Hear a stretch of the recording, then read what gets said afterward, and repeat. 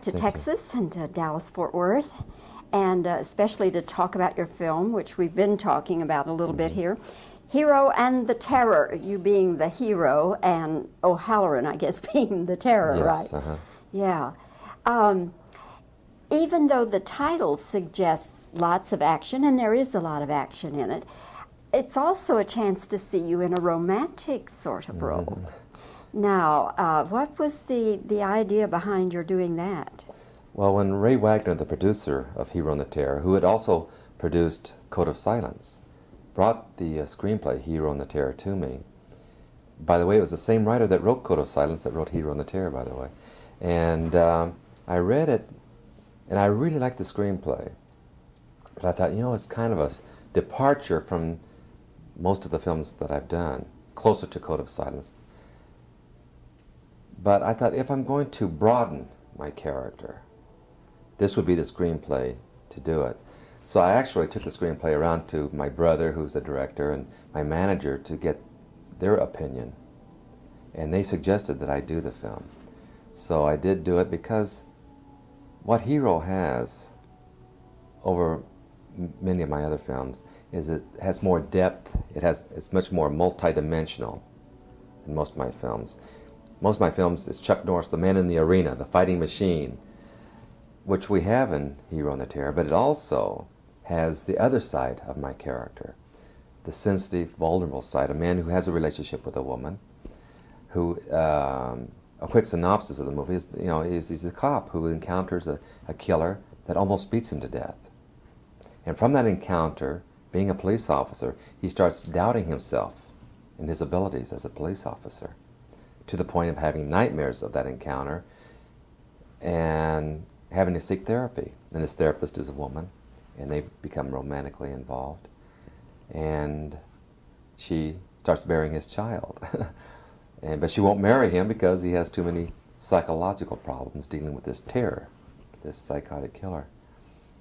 And the relationship, I think, with my female co-star, I think, is really what builds this movie beyond what most of my films have, is that, in fact, the scene where she goes into labor, and I'm rushing her to the hospital, and you know, and I'm doing the Lamaze thing, breathing with her all the way to the hospital, up the aisle, down the aisle to the nurse's stand, and I'm screaming, "We're having a baby, call our doctor," and I can't remember the doctor's name.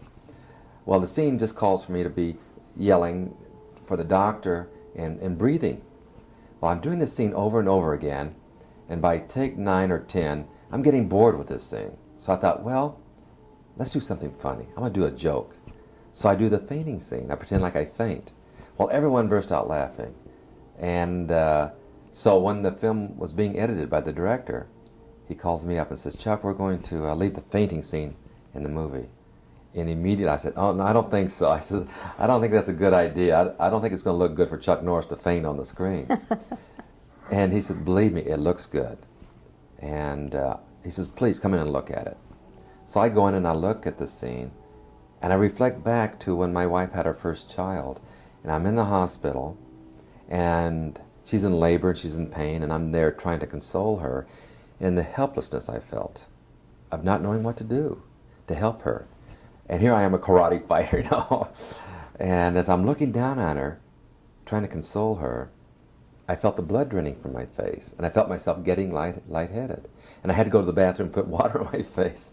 And I thought, well, you know, it's amazing how it parallels a situation that happened in my life.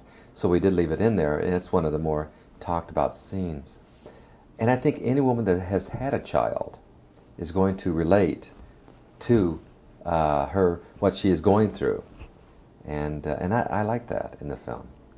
And the actress who plays opposite you saying, "I'll never go through this again." Right. I'm sure every woman said that. Absolutely. You know, it's amazing because my wife saw Hero and the Terror, and she's really not into action movies. And the only two films that she's really liked of mine is Lone Wolf McQuade and Code of Silence. And when she saw Hero and the Terror, she says, "Now this is real." She says, "I can relate to this movie. Being a mother, I can relate to the relationship you have with this woman." and this is more of a real movie that I enjoy, and so she did like Hero on the Terror, and it does deal with a certain amount of reality, and men, I've had men who have seen the movie in screenings said, I know exactly what you went through. You know, men have had children, and said, I know exactly what you went through, and so it does deal with another side of the character, but yet you still see the strength of this man. But what this man is going through. Here's a man that has for the first time fears something. Here's a policeman who has tremendous confidence in himself, to the point of not waiting for his backup unit, and then is almost killed because of it. And now he's having to deal with his fear. That's why he trains so hard in the movie, is to try to overcome those self-doubts in himself as a policeman. And then when the terror escapes, now he has to face this fear. And if he does track down the killer again, he may be killed. If he doesn't track down the killer again, then he's going to have to live with his fear all his life. So he's facing a strong dilemma in his life. But there's a certain philosophy here too, because we all face demons in different times of our lives, and how we either succeed or fail is how we're able to face them. And that's what this man is going through. Chuck, I wonder also, now I'm sure you're going to get some flack from critics and fans who say, oh, Chuck Norris has gone all mushy on us here with all this romance and everything. But I wonder if it isn't a very smart move in this respect. Given the way the summer movies have turned out, where one of the biggest hits is Roger Rabbit, Yeah. but given the way the summer movies are figuring at the box office, Rambo 3, big disappointment, did not do what it was supposed to do. Supposed to go through the roof, be bigger than the other two even. Wasn't. So I wonder if maybe the public isn't swinging back a little, getting away from the violence and the hard-hitting action. I think everything goes in cycles. And, I have fired every weapon imaginable to man I have fired, And I'm tired of it. I'm tired of carrying Uzis in my hand. I want to get more to the physical, personal physical stuff, which I do in this film. It's more of a hand-to-hand type combat fighting that I do in this movie. And there's some humorous action sequences. The scene with the drug dealer on the dock in San Pedro. I mean, it's a very humorous scene when I finally corner him, and he has no place to go except in the water or give up. And I say to him, you have two choices. You can swim for it or you can give up. And then he turns around and challenges me, and I said, well, that's a third choice, And then the fight begins. So there are some very humorous moments in this film as well as the romantic moments, but still the action too. But I guess the suspense is the thing. I think the key thing, Bobby, is that people go to see Hero on Terror understanding what kind of a movie this is. That this isn't Chuck with an Uzi in each hand, but it is a cop that's trying to track down a killer in Los Angeles, and he's almost killed because of it. But yet, and then his involvement with the woman, and I think the birthday scene is one of the nicest scenes in the movie too. When I take her out for her birthday, and here's a woman 9 months pregnant, and it's her birthday, and now this is a woman who's a professional woman. She's a therapist. She's in her mid-30s. And for the first time, she's in love, and for the first time, she's expecting a baby. And and my wife, was relating. She says, "I know that stomach's so big, and every time you turn around, you're hitting somebody or hitting something with that stomach." And that's what she's going through in the restaurant. And then, of course, when I ask her to make a wish to blow out these candles, which looks like a small forest fire, and she looks up at the ceiling and I said, what are you looking at? She says, I'm waiting for the sprinklers to start, And then she starts wishing she wasn't fat and she wasn't ugly, all the things that a woman feels in 9 months of pregnancy. So, it really has some great moments in this film that I don't think I've really had in most of my films. Code of Silence, I had a lot of those moments, and Hero, I think, kind of runs in the same vein. There is no explicit sex or any sort of nudity or anything like that in this film. Now, was that something that you had understood going into the film? Yeah, if I'm going to do a romantic scene on the screen, that's exactly what I want. not sex, but romance. You know, we've had so much sex on the screen. You know, there's nothing you can do that's going to make anyone's eyelids raise up anyway. And I'm more in the romance. You know, I want to show the tenderness and the love between two people, not the sexual moments. You know, that is left to the privacy of these two people. But let's show what they feel and how they feel about each other. And that's what I tried to bring out in Hero on the Terrace. There's these two people who are really in love. And she wants to marry this man, but he's got to overcome this problem he's facing with his terror before he can really deal with marriage. And that's what she's waiting for him to do, is finally face up to his fear so that he can live a productive married life. And then, of course, when he does finally face up to it. So there are, you know, these are moments that really give this film some texture. If this romantic image catches on and is accepted, Chuck, then for the future, would you rule out any sort of really passionate, sexy scene on screen? You know, I could never say I wouldn't, but my philosophy about doing films with relationships with women is I really want to concentrate on the romance. Rather, I would do a passionate love scene. It would really depend on how the director would want to do it, and if it's really conducive to the movie, whether I would do a strong, passionate scene or not. If it really made the film better, then I would consider it. But if it doesn't do anything, if it doesn't add anything to the film, then I wouldn't do it. I wouldn't do it just to do it. It has to do something for the film. Now, you're a man who's been a family man, married your high school sweetheart for how many years now? 29 years. 29 years. Yeah, I was 10 years old when I got married. Weren't we all? Yeah. But out of deference to your wife, or would your wife's feelings have something to do about how explicit you would want to be?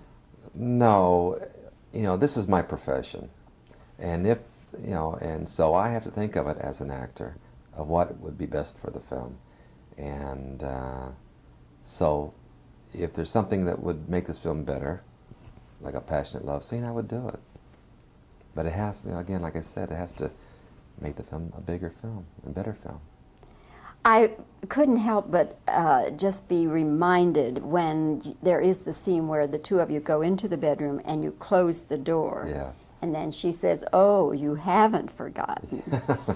How much like a 1940s movie that is.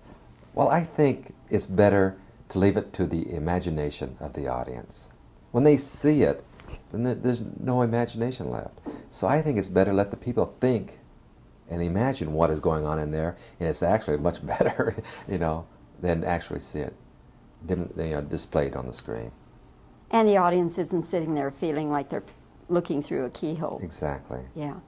What's next for you, Chuck? I'm doing a film in the Middle East called America's Red Army, and it's a story about a crisis materializing in the Middle East that is threatening the world as a whole, that forces Russia and the United States to cooperate together and bringing their two fighting units, the Spetsnaz, which is like the American version of the Delta Force in Russia, and the Delta Force together to work cohesively together against this common enemy. Now here's two units who have trained to kill each other, now are being forced to come together to work in unison against this common enemy in the Middle East. And the whole story is about them trying to blend together as a fighting unit. Back to the Uzi guns. Yeah, but I think the story idea that hasn't been done before, here's between a cooperation between two countries who are ideology-wise is totally different. Romance in this one? I don't know. I haven't seen the screenplay. This is just the synopsis of the story that they gave me, and they're writing the screenplay right now. So I really don't know what the full context of the film is going to be, but this is the basic foundation of the story. And where will you shoot in the Middle East? I guess they're still looking for locations. I'm not really sure what areas because I know they're over there scouting locations right now. But with this writer's strike, it kind of held everything at bay. So now they're working full force on trying to get the screenplay finished. Well, Chuck, as always, it's fun to talk with you. You're a good interview. What did you think of Hero? Being a woman, and all this. Because I'm always curious, because Hero is also not only caters to the hardcore Chuck Norris fans, hopefully it will also cater to people that have not had an interest in seeing the film. I liked the relationship between you and the woman, yes. And I could certainly appreciate what the man was going through, because I think that this is something that so many law officers live with, are these recurring nightmares.